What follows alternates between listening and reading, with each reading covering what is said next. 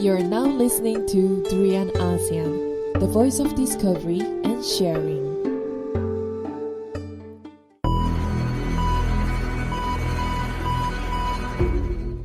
Welcome to episode 7 of Inspired right here at Durian Asean with me, Junsern, Vanda, and Catherine.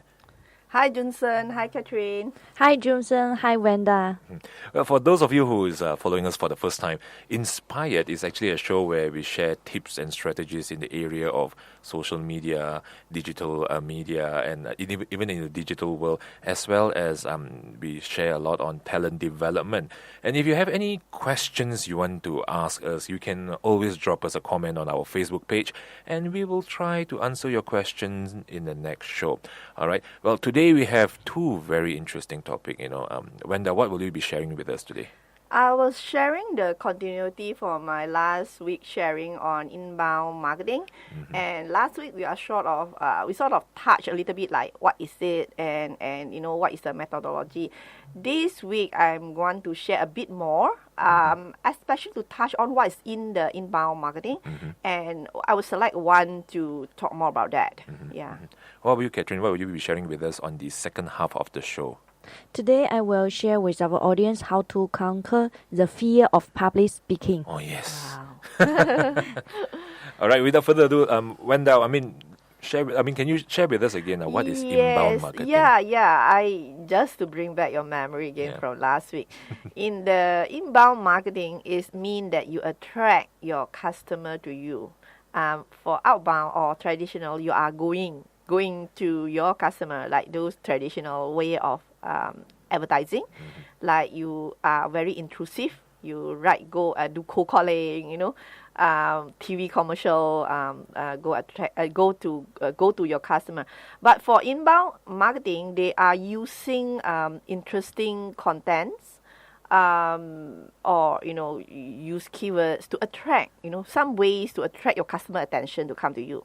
Okay, the methodology is like, first, there are strangers out there, and then when you start your inbound marketing, you attract them. When you attract them, for example, you attract them to your blogs, to your website, or to your social media platform, then you turn them into something called visitors, right?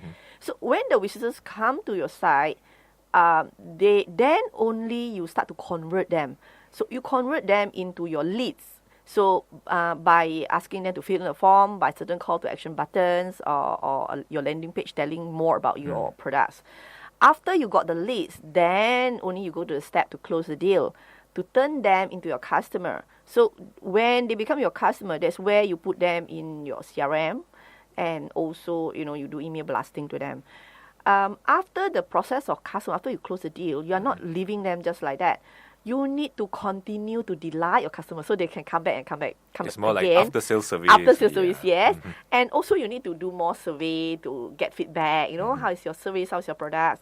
And also you want them to evangelize your products, so it's a word of mouth, referrals. So you want your existing customer to promote you, right? So there's a whole inbound methodology nowadays. If you can see, it worked very well using digital marketing. Right or not, Junsern? Yep. Yeah. So we don't realize that. I mean, like we already living in this era you tend to go to website after you search certain keywords, right? Yeah. So what is in the inbound marketing? It actually consists of, if you see through the methodology, it will have the one big part play very important is on the content. So that's where your content marketing come into. And another one that I'm saying that you attract by keywords when you search, right? So that part we call search engine optimizations, okay? Or normally we say SEO. So a lot of people asking, what is SEO? SEO stands for search engine optimizations. It has been exist since Google exists, I think. Well, that's a very long time ago. It's almost like close to 20 years? Yeah, is it? Almost lah. I think when Google come into pictures, 2003. Early 2000, yeah. In early 2000. Early 2000, yeah. I remember when I did my master at that time. 2 or 3, I can't remember. 2000. Yeah. So when 2003, we already 2002, 2003. I think that time I already have creating a few websites, and we start into looking into SEO. Okay. Those days are very simple type SEO, but now because Google changed the algorithm so much, SEO is getting more and more complicated. Okay. Okay. Besides SEO, content, SEO, and one more part is a social media. So social media, we have a lot small talk on social media. It's like endless, interesting topic on that. Will be covered in our coming programs, to talk about a lot on social media. So these three big elements is all the one that inclusive in the inbound marketing.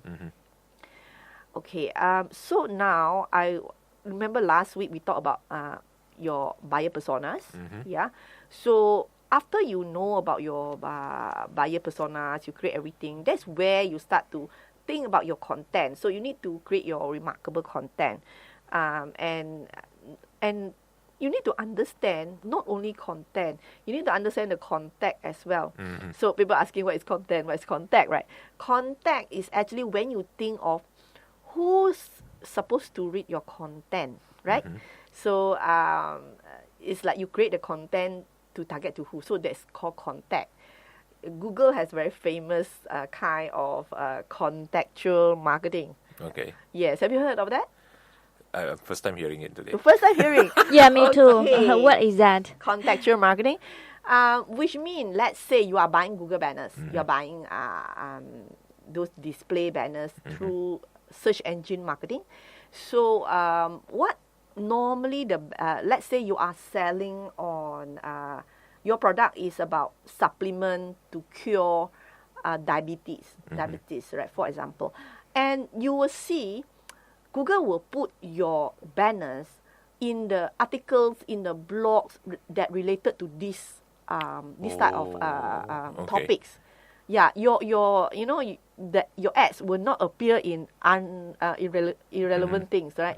So it's not going to be in sports or in some politics thing, but it will be in maybe a health and wellness website that talking about that diabetes sickness. That means something that's relatable. Related. So that's why they call it contextual. So is that the reason sometimes when looking for some products, I saw a line at the bottom of the website saying that you may also like, or some people also read similar like advertisement? I think that's different. That one is they track your movement. They know that that one is called behavioral targeting. Yeah, so it's so different. So you see, when you go for this online media, they have many aspects. Contextual marketing is different than behavioral marketing. Both are very early days of targeting. They're already existing. So it's like now, right, is they are really going into almost like very perfect type of things that you can see they tail you everywhere. When you went to certain places, when you come home, it seemed like Google know where you have been, right? So let's say you went to let's say Singapore. Then you come back and then you see like, how come I got all the Singapore ads? Hotel ads. Yeah, and you can't do any search somewhere. And then when you search somewhere, and then you tend to get a lot of these ads following you. So this is kind of the other thing we call that behavioral targeting. So we will talk about that. Another show. It's like another show. It's about targeting. It's very very advanced now, be it or for Facebook, for Google, they are all try very hard to target to the right customer so that they can deliver the contextual, to who the content is supposed to be. So it's very important that when you create content, you always have to think, who is going to read my content? And that's why where it comes into your tone and manner. Likewise to your public speaking. I believe that when you deliver certain speech, it's not that one size fit all. You have to know who are the audience today coming. Are they teenagers? Are they for elderly person? Your tone and manner different, and your I think the way you craft your speech will be different as well. Sharing case study will be also different because you want to touch their emotion, right? Like last week, you're talking about emotion, right? Yeah, what is Good that? memory. Oh, what is that again? Vivid description and Yes. also emotion. Yes, I remember that. Okay, so now back to this. So beside content marketing that we will maybe do a little bit more next round because it's too much. But this time I want to talk about is search engine marketing because I'm all the time evangelize search engine search engine optimization, not marketing. I'm talking about search engine optimization for a long time, and then I still remember when I was in Nestle, and then everyone was always teasing me. This Vanda every day talking about SEO here, SEO there, SEO there. So it's like I still remember at that time there is one famous SEO guru come out with his own program. His name is John Rees. John Rees. And then he come out with like series of program called Traffic Secret. So you see, if your SEO is not good, that means you are going to get less traffic. So when you create a website or a blog or be it what, right? So you want to attract a lot of traffic to your site. Just imagine if you have a traditional shop, you want a lot of customers to come to your store. And you want to be easily be found. So that's why you need the SEO so that when people search certain keywords, your website will be appear on the first page of Google. So everyone want to be on first page of Google. Yes. And those days, I mean way back in 2002, 2003, is easier. But now imagine how many websites there, right? So you have a very competitive. I always remember a joke, They always ask, where to hide a dead body? Do you know what is the answer? Where is the best place to hide a dead body? In the internet. It's not really that precise. It's actually the answer. The answer is the second page of Google. Nobody cares, right? Yeah, nobody cares second page of Google. Yeah, That's It's true. quite true, yeah. Yeah, so we said that joke. So that's that. You see, so important that everyone is fighting to go to the first page. But how many lines you have on first page? You are, I think less than 20, less than 15, right? I think depending on your screen size also, actually. I think sometimes it's only 10. 10, most, right? Yeah, and then you go to the bottom. And especially nowadays, certain keywords already like bombarded with a lot of ads. So when you search for a certain keyword on Google, so the first two lines is the ads. And then the last two lines is the ads. Or the first 3-4 lines is all the ads, right? Yep. And okay, those ads are actually search engine marketing. So we call that marketing. So I mean, there are people always asking me, how my website never appear anywhere, not even on second page. Yeah, you are not doing your search engine optimization In right. fact, sometimes even if you put in your company's name or your product name, it doesn't even come out in front anymore. Yes. And some other weird brand comes out which is not even related, right? Yes. So I find that must be your SEO really fail, you see. So that's why when you do this, you have SEO is not going to happen tomorrow type of things. It's not that today I realize that something wrong I did for my website, and then I go and change all the SEO setting. I try to do all the best practices. It's not going to happen tomorrow. It's not going to happen next week either. It's not going to happen next month also. It might happen like 3 months. You need time to work on the SEO. So that's why a lot of people say, this SEO is similar to the people who talk about feng shui. Feng shui is longer term, okay? Okay. Feng shui is telling you to change that affect your life, your future is maybe in 10, 20 years. So you wouldn't know that person's true or not, right? Correct. Until after 10, 20 years. So you keep trying. Yeah, I know. It's like I can come and tell you, Junsern, hey, please change your mind and put in a white color mind instead of black color. So you get very good feng shui. But after 10 years, you know. But SEO guy, at least better. Okay, I think we can start to see the result after 6 months. Okay, so if you pay this below 6 months, then I already collect my check for 6 months. I don't care whether you pay or not after 6 months. Wow. But 6 months in business very long, if you want to see the return. So that's why I advise for every businesses, you need to understand what is the basic requirement of Google in terms of the best practice for a Google to find your website. So if they say that, okay, Google normally have best practices. If you create a website, first you need to have the title, then you need to put in your meta description, you need to put in meta tag, though sometimes we think meta tag not so important, but we better put in, especially the meta description as well.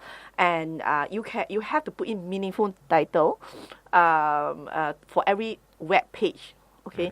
And also, for example, when you upload pictures there is every pictures there, images will every image will carry we call that alternate text, so that to describe your pictures, okay?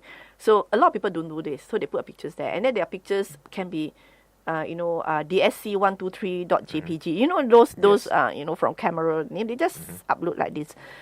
No meaningful for search engine. Okay, search engine don't recognize your file name because you don't change your file name, and you don't put in an alternate text to describe what images is that. Of course, search engine will know. So it's like what you fit in is what you want to make the search engine understand about your image or your website, right? Text. I mean, like search engine of course can understand text. So that's why if you put in images there, you can. But you make sure you have to name your image properly. Okay. So this is all the small thing that Google required you to do. That's why you must follow exactly. Otherwise, your website cannot be found, and you don't blame Google that how come you don't find it. And okay. All right, we're going to be taking just a very quick short break, and we will come back with more inbound marketing with Vanda right here on Inspired with us at Durian Asean.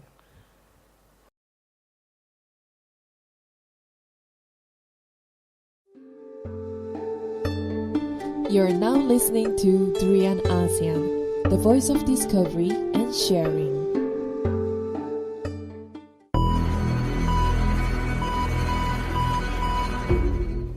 Welcome back to Inspired. I mean, Vanda, just now you were saying that how we use Google and search and so on. Yeah, I mean, do continue.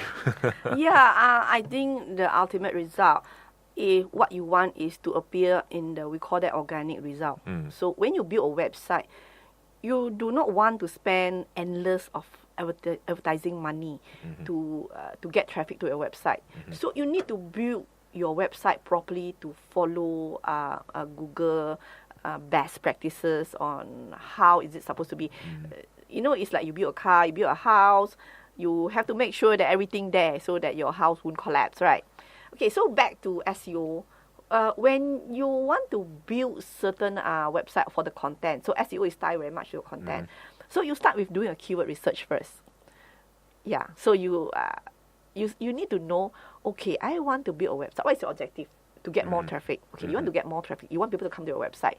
But you need to know, right, based on what keyword. Because people normally go Google and they search for something, and then they find the page one will load and the website there. So for your business, you need to first, I think the most important is before you create your content, you need to know what keywords that you're going after. So that's where you do your keyword research, we call that. Keyword research alone is a huge topic because firstly, you want to know whether your keywords are very competitive, whether out there people already use, whether, who are your competitors that are already very, very good in doing their SEO. And are you competent enough to go and compete with them? Do you have to think of what words would people use also in order to get them get it to hit also? So when you do a keyword research also, you know that I find a very strange keywords and I have less competitive, but nobody search for the keywords. It's like, for what, right? So you want to have Google actually provide a very good keyword research tool. They're out there so many keyword research tools, endless. Some very good one you have to pay. Those SEO specialists use. I'm not an SEO specialist, but because since after so long doing digital marketing, you understand that what is SEO, right? So I know there are a lot of SEO tools out there. So my friend is an SEO specialist, so sometimes I'll just ask him, Brian. His name is Brian. Okay, I just do a little bit of advertisement for him. Yeah. So Brian is a very good SEO specialist, and he also used some tools. Okay, maybe one of the day we should invite him to come here and let us know what is the best tool to use. But what I know, if you have not sure what tool to use, Google has offered a very good free tool for everyone. It's called Keywords Planner. Keywords Planner. Yeah, users just go Google and search Google Keywords Planner. You will get to use the free tool. So the tool will allow you to key in your keyword. So you have your one keyword. So you think you want to use this keyword. So what Google will give you the result is how many searches per month or per year that people are using that keyword to search. So you want to know the popularity of the keywords. And you will see the keyword when it's more popular, the difficulty is higher for you to go and appear on first page because too competitive, especially those short and common, very short tail. For example, if you are selling milk powder and you want to conquer the keyword milk powder, I don't think you can, right? Yep. Yeah, I'm just curious if you put milk powder right now. Okay, let me see. If I do a milk powder right now, who will appear? Let me check and see as well. You're suddenly thinking, what is that? Oh, okay. The first one is Wikipedia. Yes, normally Wikipedia will come in. Powdered milk. Yes. I know my first four is ads. Yeah, all ads there. You get all the ads coming in. You got like Nestle Everyday Milk, Sunlight, Nestle Omega, and Lean and Mum, everything, Yes. right? They are all ads. And then the first one normally is Wikipedia. Then I get into Amazon. And Oh, you got Amazon. Mine is Tesco. It's different.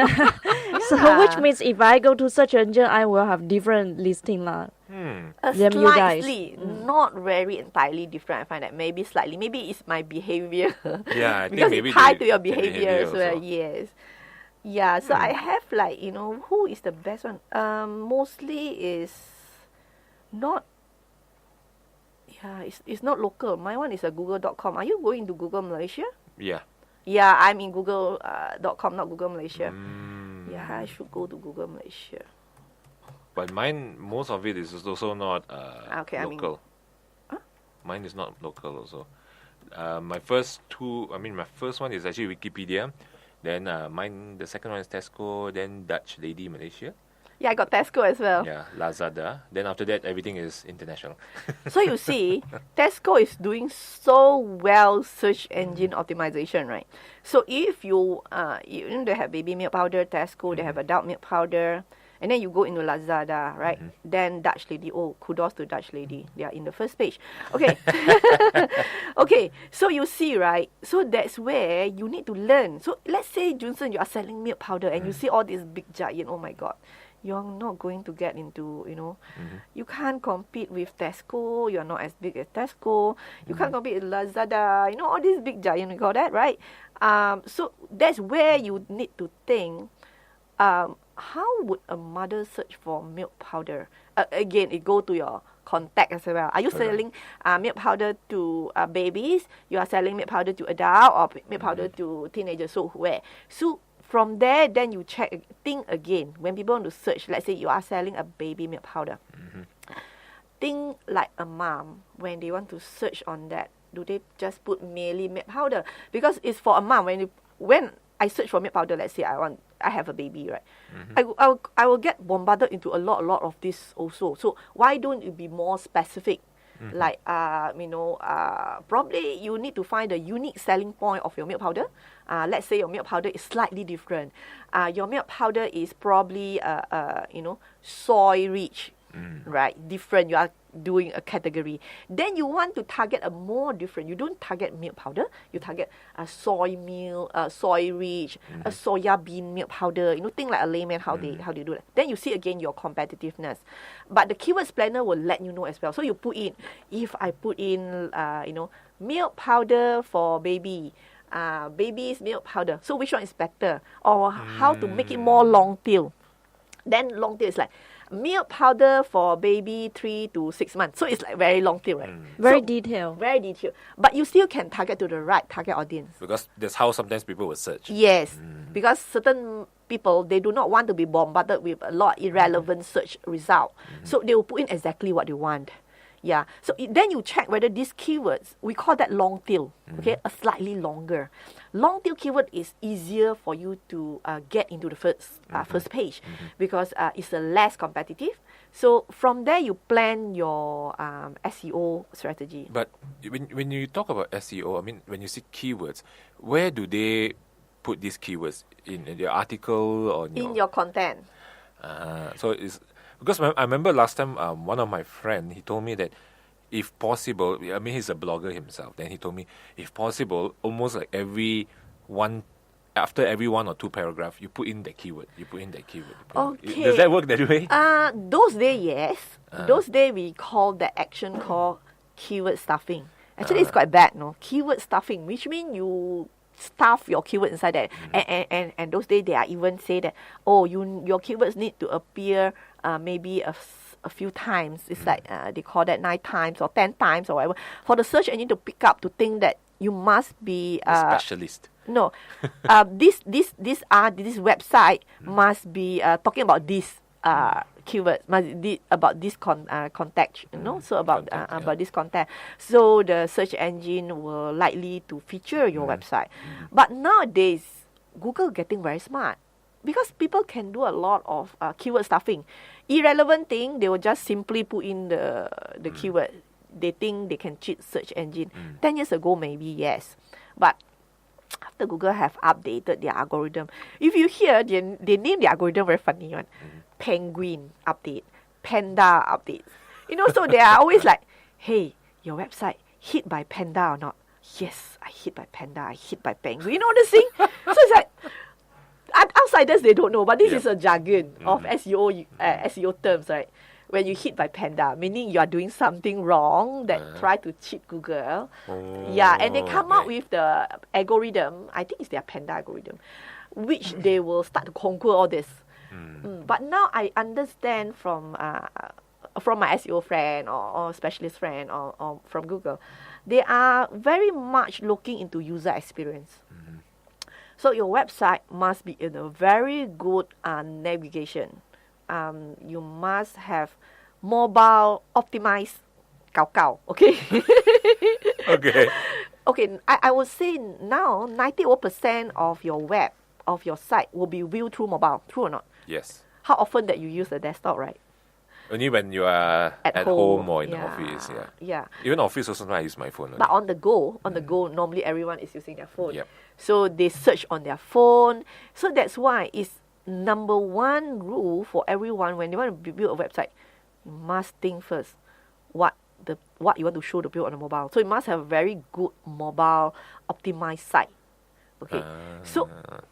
Talking about mobile, it's like so much thing to talk about that. Normally when I conduct my Facebook marketing class, I always tell them, you want to create content to put on your Facebook post, right? Your number one viewer is people from mobile.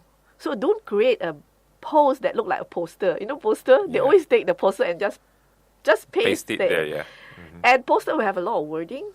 And then got 5 words there. And you view through mobile, what can you see? Can't see anything. You can see something, some lines. Some white dots there. Some white dots. And there's nothing to attract you and you can just scroll up. You will scroll up. Correct. Yeah. And also I find many people, they don't understand that website is for the mobile user. So they tend to be, I want to do minimalist. Also, I hate that. Okay, it's not that I don't like minimalist. Just one word.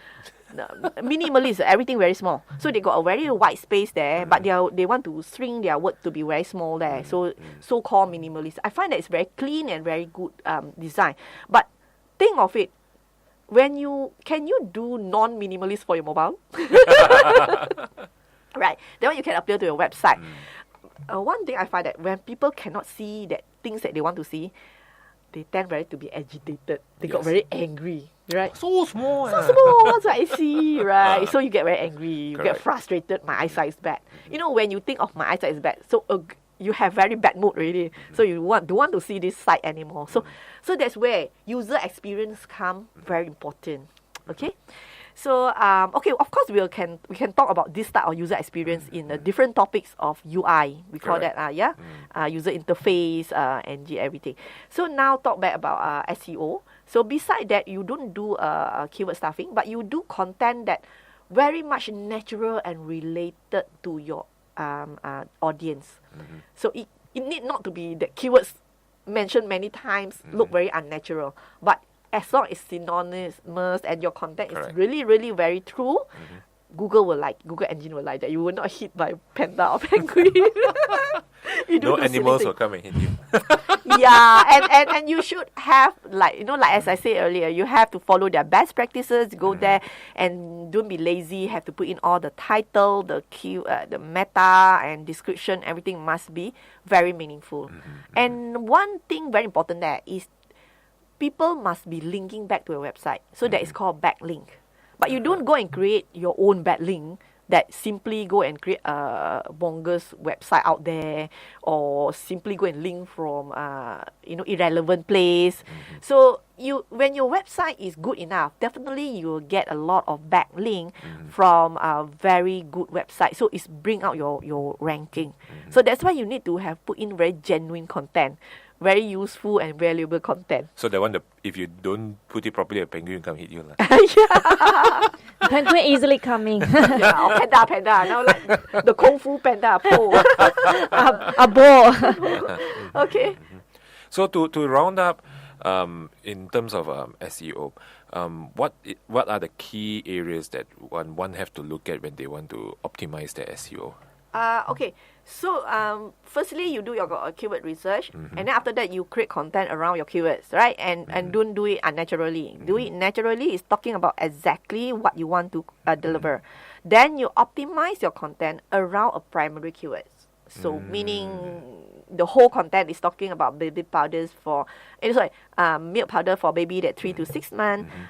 Meaning you tend to give a reason why a baby 3 to 6 months need to drink this milk powder and how good is it. And then, of course, you need to promote your content. Since your SEO is not taking place in the first 3 months or first 6 months, so you might need to consider search engine marketing. So that's not the one we saw. Yes, the ads. Yeah, so you need to have the ads. So to you still promote. appear on the first page. Yes, it appear on the first page, and then you do Google buying Google AdWords. So I think it is a necessity to push your website first by using all this search engine marketing. Then at the end of the day, when your website is good enough, then you earn links to your site. Yeah, so that's where you promote your website, and then maybe people find it very useful, they link back to your website. So back to everything, your content is still the king, right? All right. Thank you so much, Vanda. We will talk more about this, I think, in the coming sessions. Also. Yes. There's so much to share. So much to share, yeah. So, but we're going to be taking a short break. We have to move on to another segment, which is Catherine's segment on presentation. So we'll come back right here on Inspired, right here on Durian ASEAN. Okay.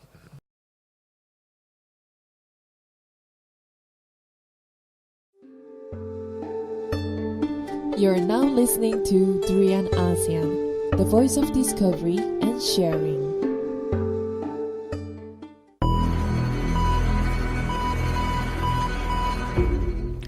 Welcome back to episode 7 of Inspired right here on Durian ASEAN with me, Junsern, Vanda and Catherine. And this time, we move on to the next segment, which is the art of presentation with Catherine. Now, what do you have for us again today, Catherine? Today, I want to share with our audience the techniques to conquer your public speaking fear. I think this is one of the biggest fear, especially when it comes to public speaking or presentation. Yeah.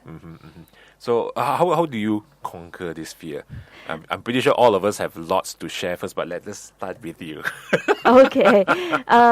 Through all these years of public speaking experience, I realized that I should not fight with my fear of public speaking. Instead, I should find ways to overcome it quickly. Because the most horrible time for us to have fear is the beginning of the presentation, maybe the first 5 to 10 minutes of presentation. That make us feel very fearful. Yeah. So, based on your own experience, how do you calm yourself down? When you first time went to public speaking? I know mine was horrendous lah. I actually the first time I started to do public speaking, I cannot remember. That was long time ago. I started to do public speaking like about 6 to 7 years ago. But before that, I was always in a debate tournament. So I was more onto a debate with other people in a contest or tournament. But I want to share with my most embarrassing moment in public speaking with our audience. That was back to 2013. 4 years ago, where I attend an international speaking contest. So in order for me to get this ticket to step on the international stage to the American, I have to attend 6 different contests in order to win that ticket. And I was lucky enough. I was champion during 6 different levels of speaking contest. So that's finally I got the ticket to step on the national stage of Malaysia in 2013, and the contest was in Ipoh. So if I became a champion again on that time, I can represent Malaysia and go to US to compete with speakers from other countries. So to me, that will be my biggest achievement. So I want to give a little bit background introduction about this tournament. Because I continuously won the 6 different levels of contest, so my ego grow bigger and bigger. So I think I'm someone, and I'm very serious about myself. So one day before the final tournament for the national level contest, I couldn't sleep. I was lying on the bed. I turn left, I turn right, and I keep watching the time. So I saw the time is running. Actually, I went to sleep that night at 8 p.m. 8 p.m. So I saw the time was running 9 p.m., 10 p.m. until 12 p.m. And I started to be panicked. Why I'm still awake? So the more panic I be, the more nervous I be. So I could not sleep. Then I saw the time running to 2 a.m., 3 a.m. until 5 a.m. And finally 6 a.m. I need to get up. So what did I do the whole night? I was thinking a lot of things. For example, what if I cannot win this game? So did I waste my effort and time during the previous 6 competition I attend? What people will think me if I didn't perform very good? They will think, how did this girl come to the national stage? She speaks so poorly. So I'm thinking of all these things.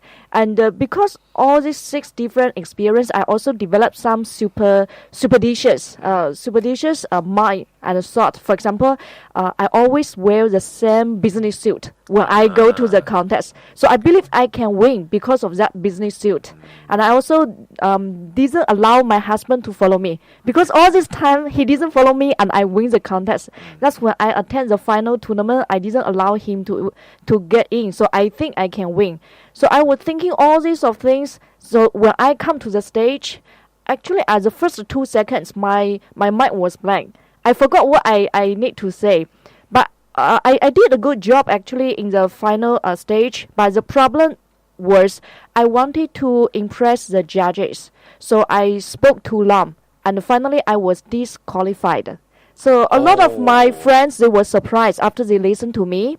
So some of them, they used their network to find out with the judges why I was not listed top 3 in that tournament. So some of the judges told them that I was not qualified for the contest because I overrun the time. The time given was 3 minutes 13 seconds. So my time was about 4 minutes. So I was disqualified. So after that, I was very, very sad. So I did a review about myself. Why I was so panicked, why I was so nervous, and I even forgot what I was going to say. So I realized that my ego, and also I took myself too seriously in that stage. So that's where I started to think, what can I do? If next time I got this chance to speak, how do I prevent myself to forget my script? Yeah. Okay. So what did you do to prevent yourself? Okay, so later I started to like talk with different speakers, very experienced speakers. I asked the advice. So what should I do? What kind of contingency plan I can have? So a lot of them share with me very useful tips to help me conquer my fear. Yeah. For example, I know a trainer. He said that when he started training, every time actually he was panic. But his way is that he will prepare a very familiar story, and the story will last about 10 minutes time. So every time when he started to do training, at the beginning of the 10 minutes time, he will start to share this story with his participants, and his story will begin from his wife. He will say, my wife is 42 years old, but he looks very young. He looks like 29 years old. So people always say, I'm his father, I'm her father, things like that. So after he give introduction about his wife, he will talk about his elder daughter. So after the introduction of elder daughter, he comes to younger daughter, and finally he comes to introduction of himself. He introduced where did he work before and how he became trainer. So easily 10 minutes passed. So when he calmed down himself, he pick up what he need to say. I think that is also a very good platform as an icebreaker, I feel. Yes. At least you feel that, okay, now the audience is connected with you and you're connected with the audience. I think that is actually a very good good move by just telling a familiar story so that the audience may think that they know you, and you may think that, okay, now that I introduced myself properly, not so scary. Yeah. But Vanda, what about you? I mean, you are doing training. Do you did a boo-boo before when you went on the public speaking platform? Yes, I think the initial stage I'm quite scared to speak a lot because I came from a very traditional way of schooling. In Chinese school especially, we don't have much opportunity to speak. So that's why when come to public speaking, to me it's like, oh my God, I need to speak. I have a lot of butterfly come out from my stomach. People always say that, right? and I start to stumble a lot, and all this kind of thing. Yeah, so I find that Catherine have a very big courage to join a contest. Yeah, I didn't try that, but I hope one day I'll be able to stand on the stage and speak in front of thousands of people, because currently my class size is very small. So I think it's only a few opportunity that I get a small session to like deliver a small 5-minute speech in front of maybe a few hundreds of people. But I have not tried thousands of people's crowd. My first experience was in front of 1,000 people. Wow, share with us. How was that experience? Did you have the fear? Did you have the fear to speak in front of them? The fear had me. The fear follow you. The fear ate me up.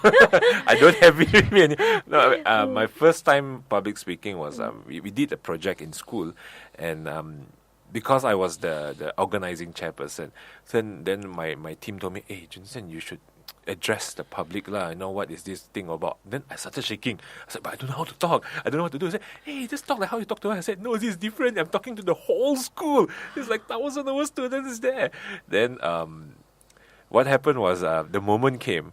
I was sweating and sweating. My whole shirt was wet. Then you feel so uncomfortable. And then I started to be self-aware, too self-aware because of my sweating.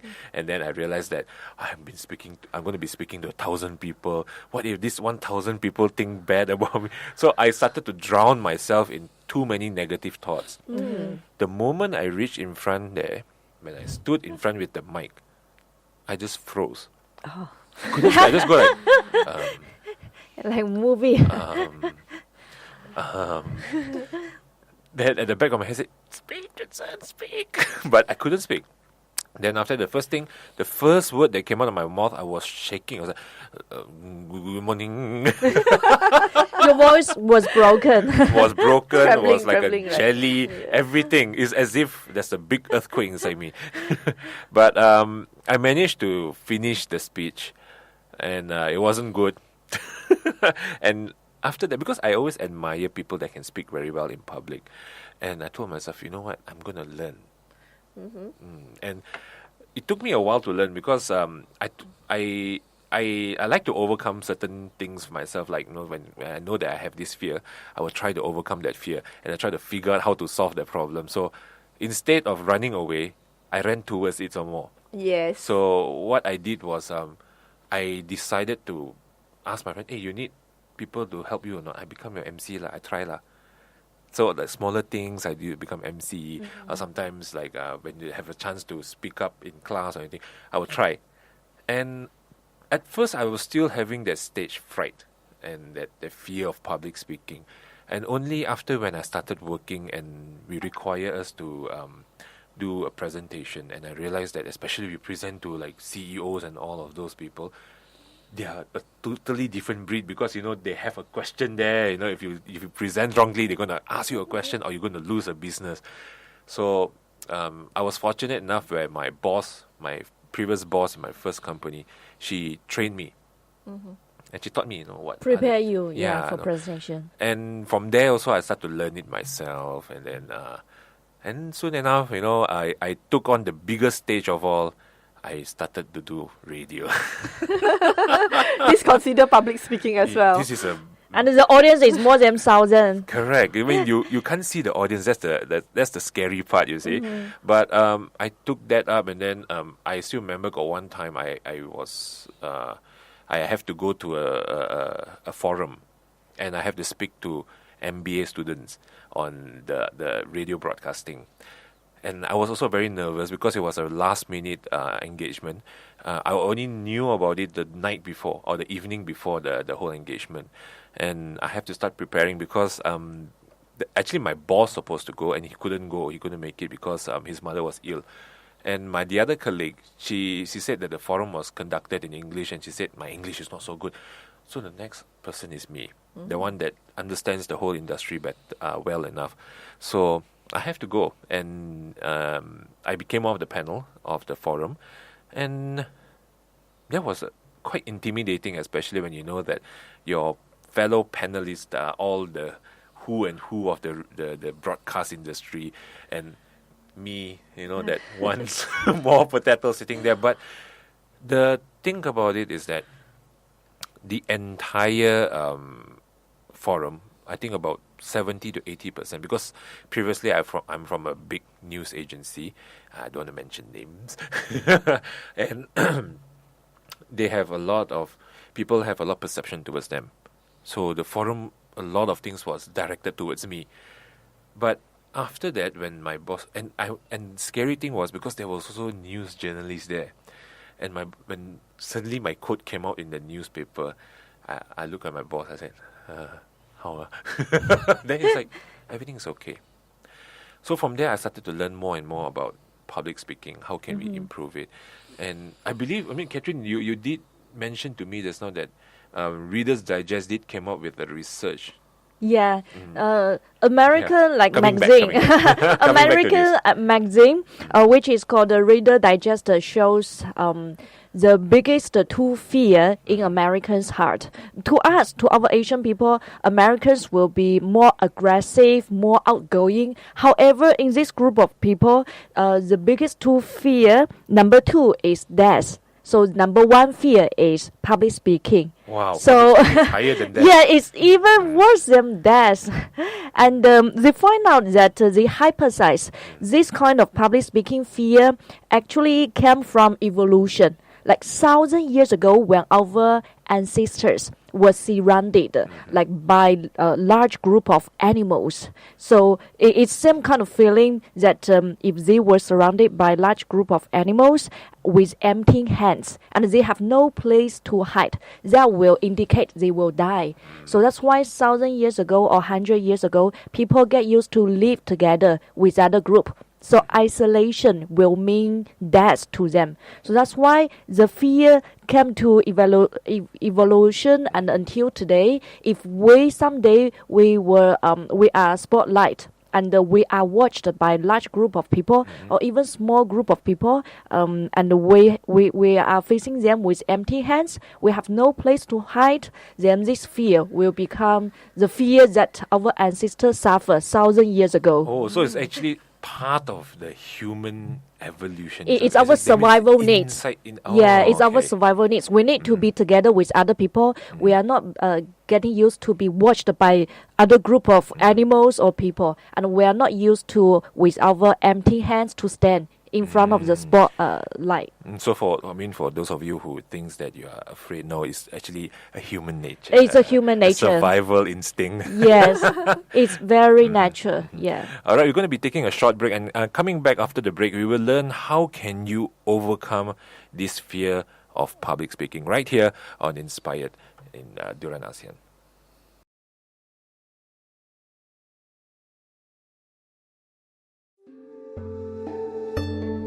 You're now listening to Durian ASEAN, the voice of discovery and sharing.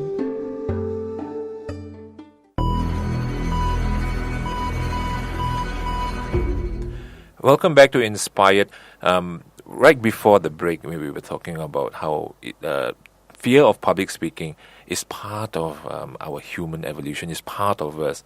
And now Catherine is going to be sharing with us, the steps of how we can overcome this fear. I mean, we can't eliminate it, right? We can just overcome it. Now, how do we do it? Okay, so some people, they will try to find something that can relax them before they come to the stage. But the definition of relax is very different to everybody. Maybe you have your way to relax yourself. I have my way to relax myself. I just want to share some interesting relaxing way. 2 years ago, I was an audience in Malaysia, one of the Malaysia debate tournament. Okay. So during the break, actually it's before the tournament start, I went to toilet. So I saw a group of debaters.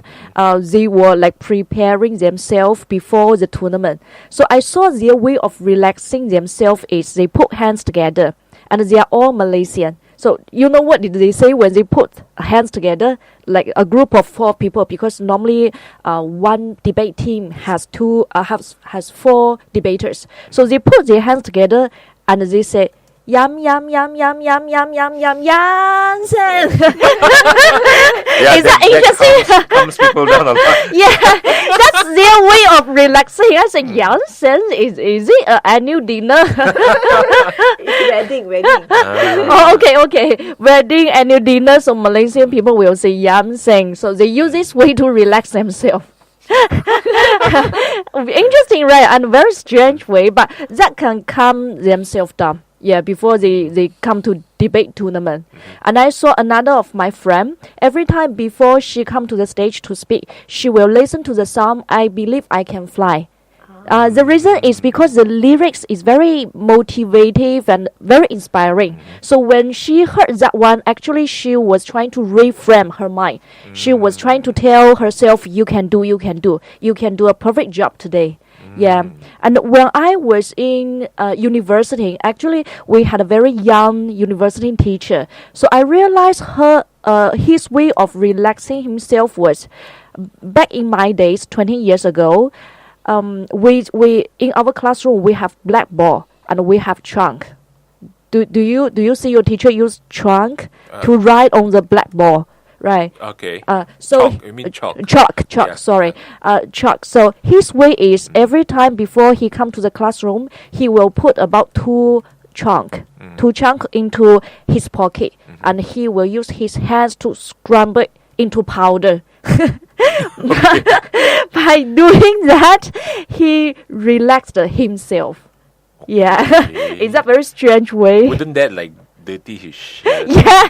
So his washing machine will suffer every time. So every time, everyone will have their own way of controlling Yes. fear and see which one Yeah. works for you, right? Yes. You have to find your own way to relax yourself. Yeah. There is a very famous Italian operatic tenor singer. His name is Luciano Pavarotti. His way is very unique. Every time before he come to his concert, he will put a nail in his pocket, and he will use that nail to hurt himself, hurt his finger. Then he has a very serious pain, and all his attention focus on the pen. So he forgot other things. So he has to release the pen through thinking. Yes, that's why he keep holding a handkerchief to wipe. Okay. So it's for that purpose. So painful. No wonder, like some of the cartoons, when they someone got poked by a nail, then they sing opera. Maybe that's how they. How they follow the Lucasino Pavarotti. Yeah, even famous person like him, he need to use this very strange way to relax himself. Yeah, I heard of one very famous public speaker saying that, do you know that when you stand on a stage of a few thousand, a very huge crowd, when the spotlight is on you, you can't even see the crowd. Yeah. You don't see them. It's like, so what? It's like solo performance. No, if you don't see so many people looking at you, you only see lights, right? So there's no fear at all. Yeah. I've heard a few also last time. One of my trainer, he said, if you notice all those motivational speakers, especially those money making, they want to make money, do you realize they always do their hand like that? I'm sure. Okay. Like that. Why? They press the pressure point actually, in between the thumb and your pointing finger, your index finger, because they said apparently this calms a person down. They say sometimes when you're like stressed or what, you see some people, they say this is a pressure point they press in between. Between your thumb and your index finger. I said actually there's two parts. Another one is actually behind your knee, right behind your knee. But they say, but it looks really funny if like before you go on to speak, right, then you start touching your knee. People like, hey, what's this kind of bad habit? But that's why sometimes they say, do you want to make money? They rub their hands together. Actually, they are calming themselves down because even the best speakers, I heard even Steve Jobs, before the launch of any new product, he actually practiced it for almost 2 weeks, his speech. And even his wife complains, he will read his speech at the same thing until 2, 3 a.m. in the morning. He will be sitting in the kitchen, he will lie down on the bed. He constantly practiced and just to calm himself down, because for him he will always feel that he's not prepared. And the only way for him to calm himself down is to just constantly practice, recite and practice. Yeah, prepare himself. I think probably he's not salespeople, you see, right? He's he's a technical person. Yes. Technical person is always had that type of behavior, So I find, because I was a technical person before, we are not so good in talking. Correct. So we lack of a lot of flowery words to express our feelings. Yeah. So I always envy that, you can speak. Some people can have very vivid description come out from their mouth. When that's why currently when I conduct my classes, it's basically mostly technical. So we are still Still okay. Still okay. All right. So what's the next step? Okay, the next different method is that you can imagine something you like. But of course, the definition of like is very different from between people to people. Some people, this rumor comes from like Winston Churchill. He likes to imagine his audience are all naked, without clothes. Why? Why he imagine his audience naked? Because when your audience don't have clothes to wear, they will be nervous, more nervous than you. They will busy at finding their clothes. So when you are a speaker, you face this kind of panic people, you will become. You will think, I have privilege over you because I have clothes on myself. I'm tidy, I'm clean, yeah, I'm well prepared. While you guys are just mess. Yeah, you even don't have clothes. So this is his psychology. Yeah, he uses this way. While other people, like, they imagine their audience owns their money. So when they come to the stage, they are the big brother, big sister. You guys own my money. So today, no matter what, you listen to me. I ask you to jump, you say how. I ask you to jump, you say how high I should jump. Yeah, you just follow me completely. I'm dominant on this conversation. Yeah, so this is the way. And some other speakers, they will imagine their audience like monkeys, cucumbers, apple, some other animals. What do you all imagine your audience to be? I imagine my audience own my money. That's a good Yeah. So you must listen to me. Yeah. Okay, then the next step? Okay, the next method is that you find a friendly eye contact when you just start to talk. Yeah. The research shows that even you are the worst speaker in the world, you will still find some nice audience in the audience seat. Within the audience, yeah, within the audience. So you always look at those friendly audience who smile at you. Yeah, you don't look at those audience with like sadly face or looking at you. Face, Yeah, serious. angry or criticism. But our human beings' nature is that once we find someone do not like us, we look at them more and more often. It's like when we have an ulcer in our mouth, we keep using our tongue to touch it again and again, and this ulcer become worse and worse. Yeah, and at the back of the mind, you're thinking, why is that person react that way? I think it's Why because is you're she trying to like-" please that Yeah, person. and you try to please. Convince and I please try that this person, way, I yeah. try that way. I want to see whether that person's facial expression is changed because I changed myself or not. So you try so hard to please that person, but you ignore the majority of the audience. I mean, I have to agree with you on that part also because last time I was told by one of my friend actually, he said, if you look at the audience, because at the time I was trying to overcome my fear, and he said, if you look at the audience, you find the friendly face. But he said, but you must not lose eye contact with everyone. So he said, for example, angry face, you feel like your motivation is going down. Yeah. Look back at the smiley face. Motivated back Yeah. again. Now go back to the angry Yeah, and face. switch your contact. Yeah. Yeah. So he said, spend more time with the like you said, the friendly face. It recharges you. Yeah. It gives you back your confidence. It's like, okay, at least someone likes me. Okay, now back to the angry face. Maybe he's angry with something else, not Yes, you, right? exactly. And sometimes I think they're just being serious because it could be a serious topic. They're just it's a sign of respect. So that's how I actually tell myself, they're respecting me. That's why they're not smiling because they're focusing on my presentation. Yes, my experience is that when I was an audience, I was a very serious audience. Because I have this habit where my brain is processing information, I become very serious. So I will do like this, I will do like that. So once my boss told me, he asked me, do you have any questions about my speaking? I said no. Then he said, why are you so serious? Why are you always like that? I said, I was processing your information. But after his remind, I consciously remind myself every time when I was an audience, I will keep smiling. Yeah, Yes. to my speaker. I do the same thing. Yeah. too. I know how it felt like, yeah. Yeah. So what's the next one? The next one is what I mentioned at the beginning is that tell a story that you are very familiar with, and easily 10 minutes time will pass when you are telling this story, and you calm yourself down, and you are also trying to build a bonding with your audience. Become the icebreaker. and Yes, so yes, on. you can prepare your own story, other funny story. Yeah, try to build the farm, build the bond, and break the ice.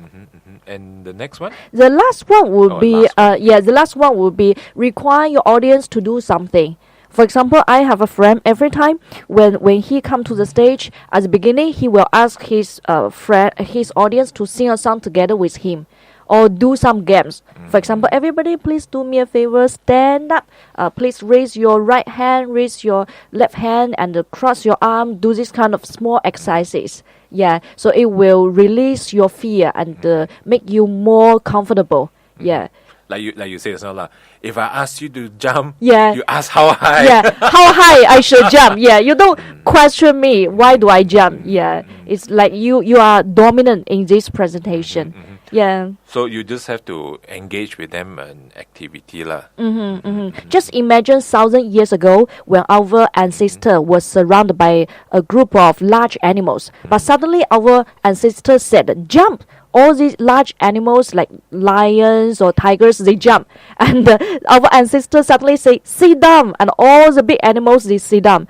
So if that happened to our ancestors, they will have like privilege and power to control those big animals. So we can apply the same scenario back to today's public speaking. Yeah. So do an activity that Yeah.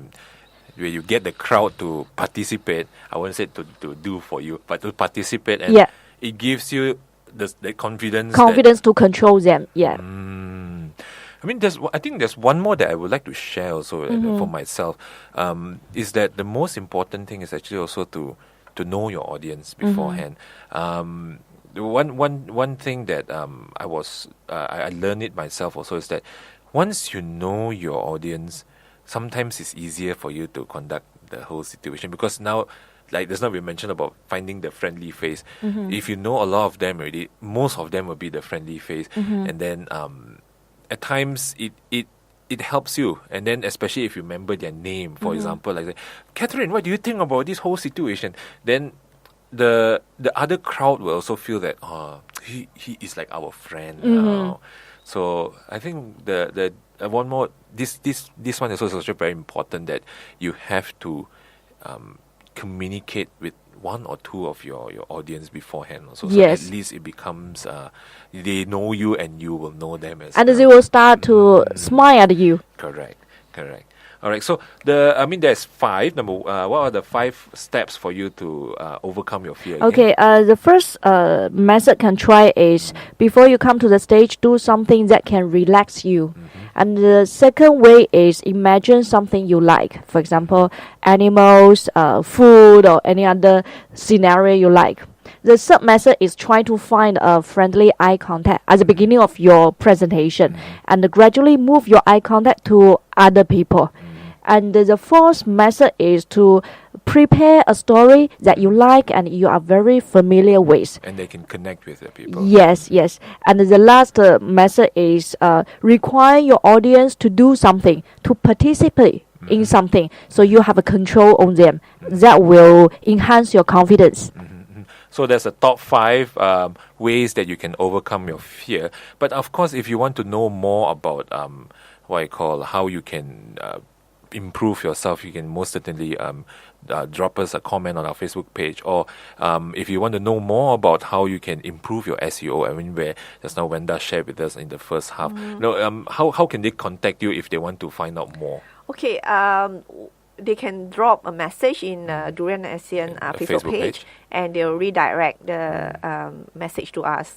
Yes. All right. So if you have any questions, you can always drop us a message, and we will try to help you solve your problems in the coming show. Well, it looks like we have come to the end of the show, and we hope that whatever we share with you today do help you to improve yourself in terms of SEO, in terms of presentation. All right. So do stay tuned to us. We will bring you more interesting topic in the next episode of Inspired. I'm Junsern.